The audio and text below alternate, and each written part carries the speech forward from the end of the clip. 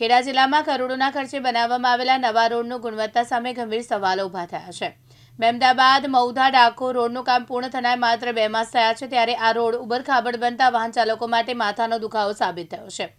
156 કરોડના ખર્ચે બનાવવામાં આવેલા નવો રોડ શરૂઆતના જ વિવાદમાં છે। રોડના અનેક ભાગોમાં ખાડા પડતા સપાટી બગડતા વાહન ચાલકોને મુશ્કેલીનો સામનો કરવો પડી રહ્યો છે। સૌથી ચિંતાજનક બાબત એ છે કે છેલ્લા 6 મહિનાથી રોડની મનસ્વી રીતે કોઈ રિપેર કામગીરી કરવામાં આવી નથી। આ સમગ્ર મામલે રાજ્ય સરકારના પ્રવક્તાએ નિવેદન આપતા જણાવ્યું કે રોડના કામમાં બેદરકારી સામે કડક પગલાં લેવામાં આવશે। રોડ બનાવનાર કોન્ટ્રાક્ટર એજન્સી MS ખુરાના સામે કાર્યવાહી કરવાની ખાતરી આપવામાં આવી છે। હાલ પ્રોજેક્ટમાં આશરે 25% કામગીરી અને લગભગ 50 કિલોમીટરનું કામ હજુ બાકી હોવાનું જાણવા મળી રહ્યું છે। યાત્રાધામ ડાકોરને જોડતા મહત્વના માર્ગ હાલત ખરાબ હોવાના કારણે યાત્રાળુઓ તેમજ સ્થાનિક લોકોને ભારે હાલાકી ભોગવવી પડી રહી છે। મહેમદાબાદ મહુધા ડાકોર રોડ ઉપરાંત ડાકોર સેવલિયા અને કપડવંજ ડાકોર રોડ ઉપર જર્જરિત હાલતમાં હોવાના અહેવાલો સામે આવ્યા છે। ખેડા સ્ટેટ હાઈવે સહિત જિલ્લાના અનેક મુખ્ય માર્ગો ઉબડખાબડ બનતા અકસ્માતોની ભીતિ પણ વધી રહી છે।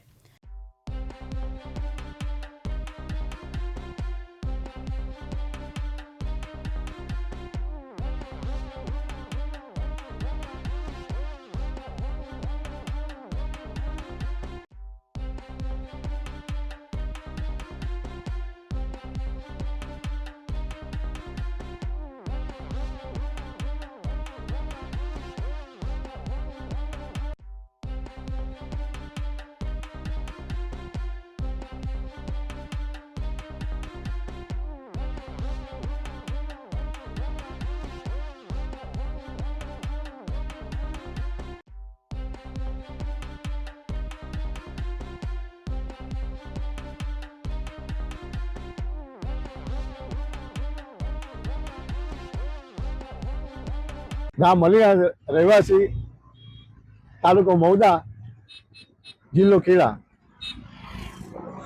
હું ઘણા ટાઈમથી આ રોડ લગભગ ત્રણેક મહિનાથી 3 થી 3.5 મહિના જેવો રોડ થયો છે।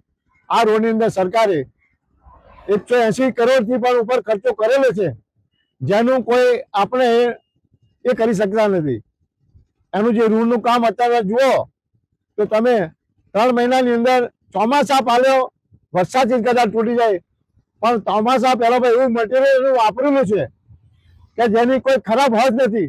એવું મટીરિયલ વાપરીને કોન્ટ્રાક્ટરોએ આ રોડ બનાવેલો છે અને આ રોડ તૂટી ગયો છે। અત્યારે રોડ તૂટી રહ્યો રિપેર કોન્ટ્રાક્ટર રિપેરિંગ કરી શકતા નથી, ત્યાર પહેલા તો આ રોડની અંદર શિક્ષણ રોડનું કામ ચાલુ કરી રહી છે। મને એમ લાગે છે કે આ સરકાર પબ્લિકને જીવવા નહીં દે, પબ્લિકને ગમે રીતે મારી શકશે। આવા કોન્ટ્રાક્ટરો અને નેતાઓ અને મંત્રીઓ જો એમના જાણતા અને પોતાના જ પાર્ટ કામ હશે તો પ્રજા બહુ ખરાબ પરિસ્થિતિમાં જીવી રહેશે। તૃષાલ પંડ્યા, દિવ્યાંગ ન્યૂઝ, નડિયાદ।